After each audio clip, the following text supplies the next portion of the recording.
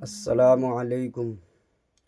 جیسے کہ آپ سبھی کو پتہ ہے کہ ہمارے مسلم بھائی کچھ جو ہیں بھٹکے ہوئے ہیں راہ دین سے، تو ان کے لیے ہے جنہیں رکعتیں بھی نہیں پتہ کہ کس ٹائم میں کتنی ہوتی ہیں، تو میں آپ لوگوں کو بتانے والا ہوں۔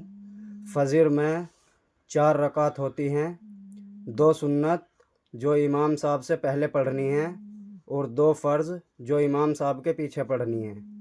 ظہر میں 12 رکعت ہوتی ہیں، جن میں سے 4 سنت امام صاحب سے پہلے پڑھنی ہیں اور 4 فرض جو امام صاحب کے پیچھے پڑھنے ہیں، اور 2 سنت 2 نفل جو امام صاحب کے بعد پڑھنے ہیں۔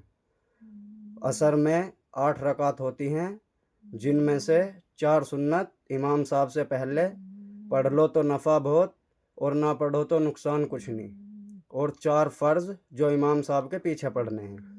مغرب میں 7 رکعت ہوتی ہیں، جن میں سے 3 فرض جو امام صاحب پڑھاتے ہیں امام صاحب کے پیچھے پڑھنی ہیں، اور 2 سنت 2 نفل جو امام صاحب کے بعد پڑھنی ہیں۔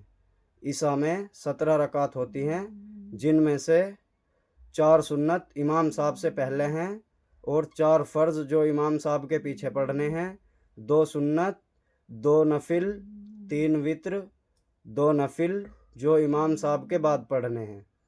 جمعے میں 14 رکعت ہوتی ہیں، جو 4 سنت امام صاحب سے پہلے پڑھنی ہیں اور 2 فرض جو امام صاحب کے پیچھے پڑھنے ہیں، 4 سنت 2 نفل 2 سنت جو امام صاحب کے بعد پڑھنے ہیں۔ اللہ حافظ۔